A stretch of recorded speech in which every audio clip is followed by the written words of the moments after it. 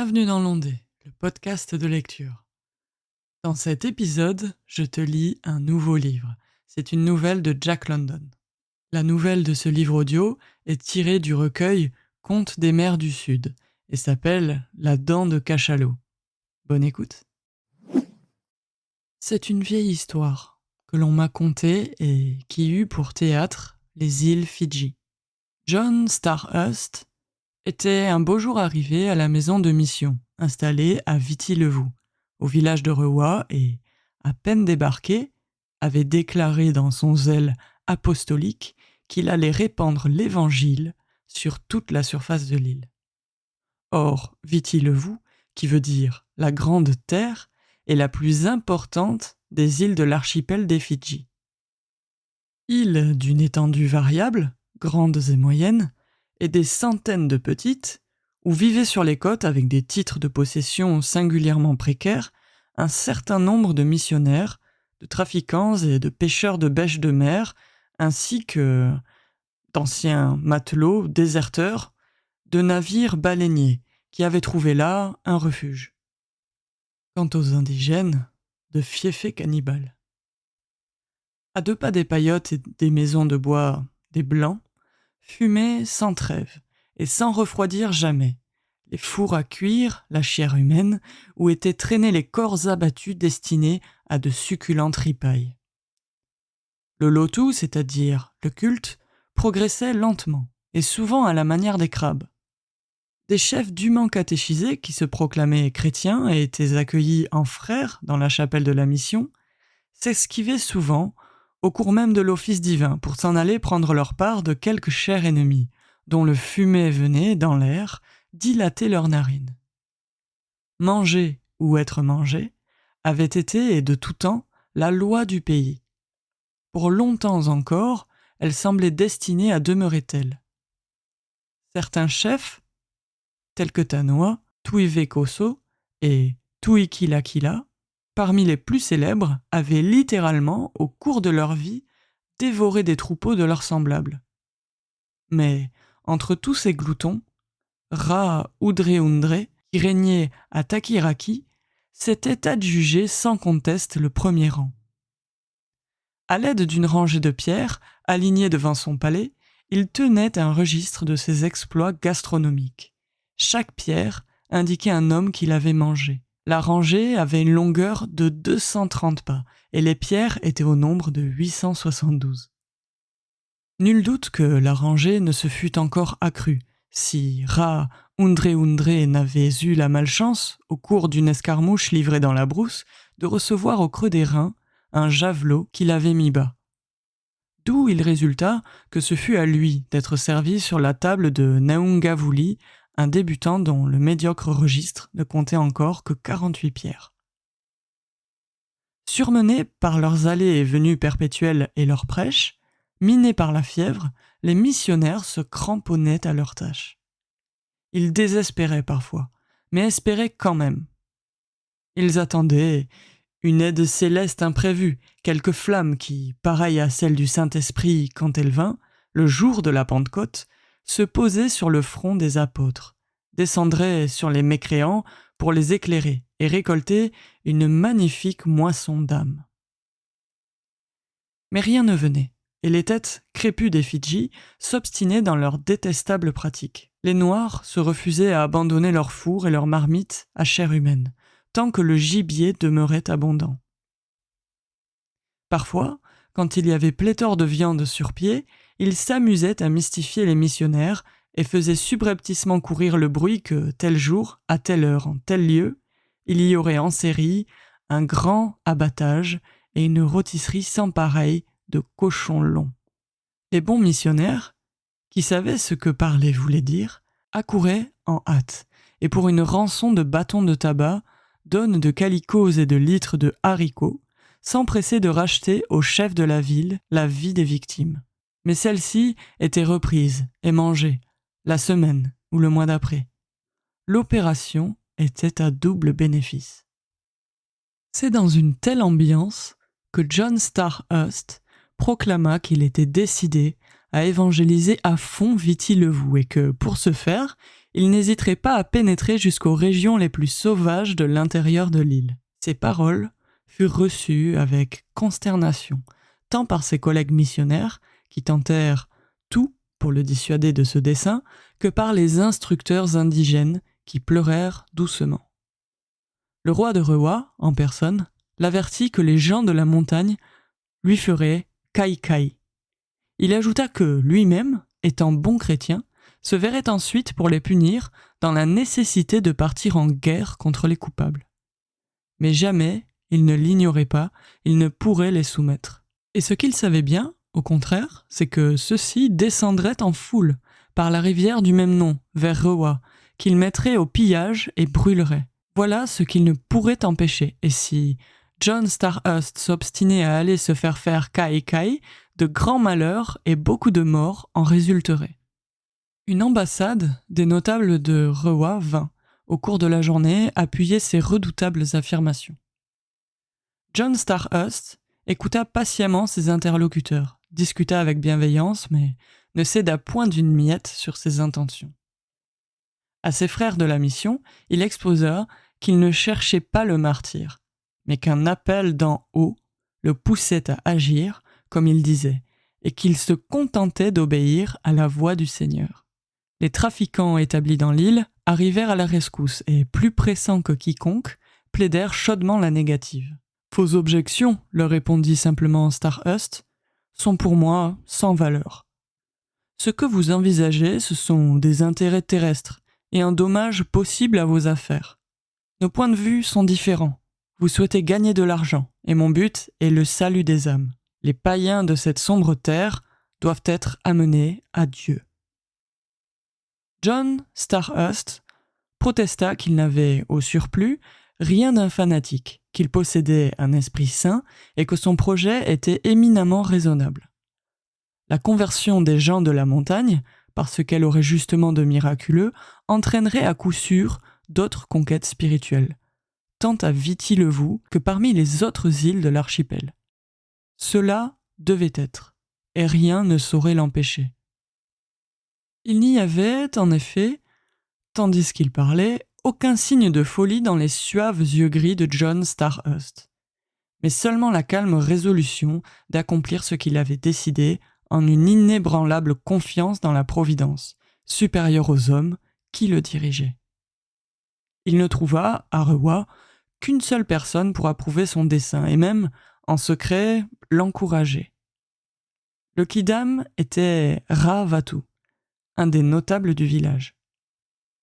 L'homme ne jouissait pas, à vrai dire, d'une brillante réputation. 3 ans auparavant, il avait déjà déclaré à l'un des missionnaires sa ferme intention d'entrer dans le giron de l'Église. Mais ce beau projet avait échoué, Ravatu ayant mis pour condition qu'il conserverait ses 4 femmes. La monogamie, avait-il expliqué, l'offusquait du point de vue moral et était en outre de nature à nuire gravement à la bonne tenue de son intérieur. Le missionnaire ayant insisté, Ravatu s'était fâché d'une pareille intrusion dans sa vie privée, une minutie au demeurant. Afin de prouver qu'il était un homme libre, et un honnête homme, il avait brandi son énorme massue de guerre au-dessus de la tête du missionnaire qui, pour sauver sa vie, s'était rapidement aplati sur le sol. Mais ces vilaines choses étaient maintenant oubliées. Ravatu, affirmait-il, venait à John Starhurst, qui, en rayonnant de joie, comme décidément converti. 3 de ses femmes étaient mortes. Il ne les remplacerait pas. Et la dernière, par surcroît, était très malade. Celle-là non plus ne serait pas remplacée. Ravatu s'engageait en outre à fournir à John Starhurst, avec les rameurs, une de ses pirogues pour remonter le cours de la Rewa dans sa partie navigable, soit un voyage de 2 jours. L'embarcation reviendrait ensuite. Enfin, John Starhurst réussit à décider à l'accompagner, pour lui servir de guide, un des instructeurs indigènes de la mission nommé Narau. Narau était chrétien depuis 7 ans. Il avait, à cette date, été sauvé du four chaud par le docteur James Ellery Brown, qui avait payé pour lui l'énorme rançon de 100 bâtons de tabac, 2 couvertures de coton et une bouteille de boisson hygiénique. Jamais il n'avait oublié un pareil bienfait, mais la bravoure n'était pas son fort. Ce n'est qu'à la dernière minute, après un jour et demi d'adjurations répétées de John Starhurst et de prières solitaires dans la chapelle, qu'il avait entendu l'appel céleste, lui commandant d'accompagner le missionnaire dans la montagne. « Maître, avait-il fini par dire, j'irai avec toi. » John Starhurst, voyant que la grâce avait touché une créature aussi pitoyable, en avait conclu avec un sobre enthousiasme que Dieu, décidément, était avec lui. Naraou pourrait, le cas échéant, lui servir également d'interprète, quoique, après un séjour de 3 ans dans les îles Fidji, il connut très suffisamment les divers dialectes de leurs habitants. De la pirogue dans laquelle il remontait le cours inférieur et paresseux de la Rewa, John Starhurst contemplait, avec une aspiration ardente, les hautes et vaporeuses montagnes qui forment l'épine dorsale de la grande terre. Par moments, il priait. Dans d'autres, il encourageait Naraou, qui semblait en avoir grand besoin et qui répondait « Maître, je suis vraiment la nef bien faible du Seigneur. »« Allons, allons, rétorquait le missionnaire. Il faut avoir en Dieu une foi plus robuste. » À 1 heure en arrière, ce jour-là, une autre pirogue remontait aussi, sans se faire voir de la première, le cours de la Rewa.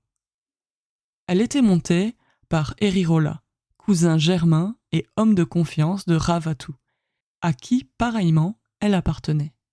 Près d'Erirola était soigneusement posé un petit panier, et, dans le petit panier, se trouvait une dent de cachalot. C'était une dent magnifique, d'au moins 6 pouces de long, d'un admirable dessin et dont l'ivoire était devenu avec le temps d'un jaune pourpré. Elle était, comme les 2 pirogues, la propriété de Ravatu. Et, dans les îles Fidji, quand une dent semblable se promène, des événements importants ont coutume d'en résulter. Voici quelle est, en effet, sa vertu. Si elle est offerte à quelqu'un, et si ce quelqu'un l'accepte, il ne peut repousser la requête qui en accompagne ou en suit le don. La requête peut être ce qu'elle veut, depuis une vie humaine jusqu'à une alliance entre tribus, et aucun Fidjien n'est assez mort à l'honneur pour se soustraire à une obligation aussi sacrée.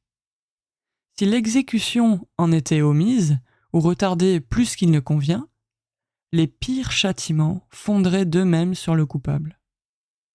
À la fin du second jour, la Rewa, au cours plus rapide, se transforma en un torrent bondissant.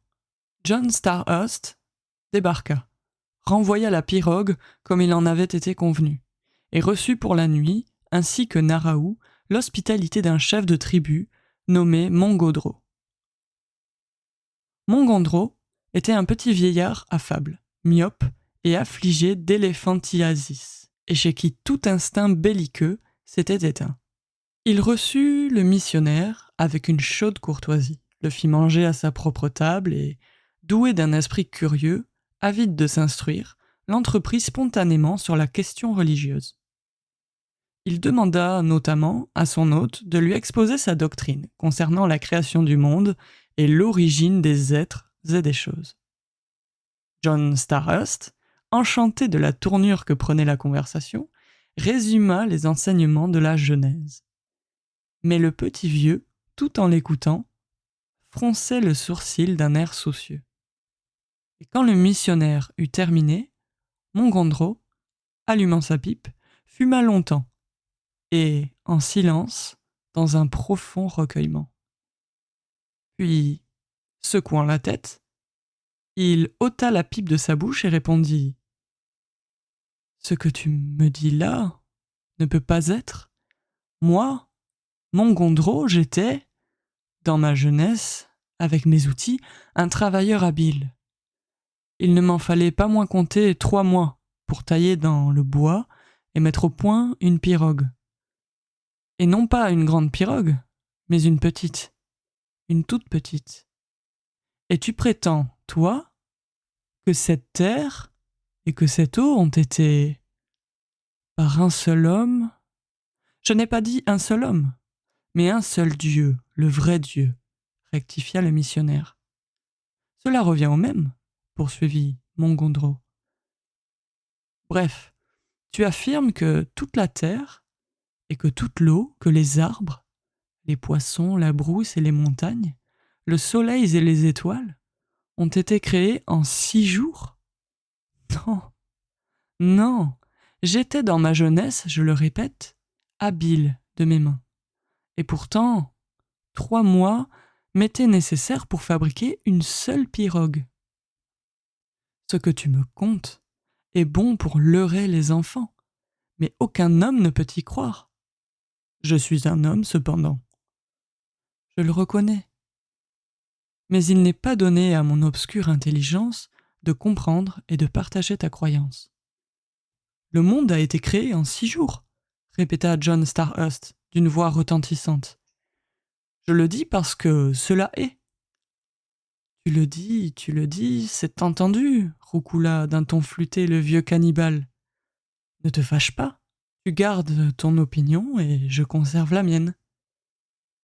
Quand John Starhurst et Naraou se furent endormis sur leur natte, dans une paillote voisine qui leur avait été attribuée, Erirola se glissa dans la maison du vieux chef auquel, après une habile préparation oratoire, il tendit la dent de cachalot. Mongondro prit la dent et la contempla longuement. C'était, certes, une très belle dent, et elle lui faisait fort envie. Mais il se doutait bien, aussi, de la requête qui accompagnerait un pareil cadeau. Non, non, non, ruminait-il à part lui. La dent est superbe, assurément, et sa bouche, ébréchée en salivé de désir. Je ne peux pas consentir, cependant, non, non, non. Et, avec forces excuses, il rendit l'objet à Erirola. Si cette histoire t'a plu et que tu souhaites en écouter davantage, je t'invite à t'abonner au podcast de Lecture de l'Ondée pour ne rien rater. Sinon, n'hésite pas à venir interagir dans les commentaires, c'est ce qui aide le plus la chaîne. Allez, je te dis à la semaine prochaine pour un nouvel épisode de ce livre audio, à très vite, ciao!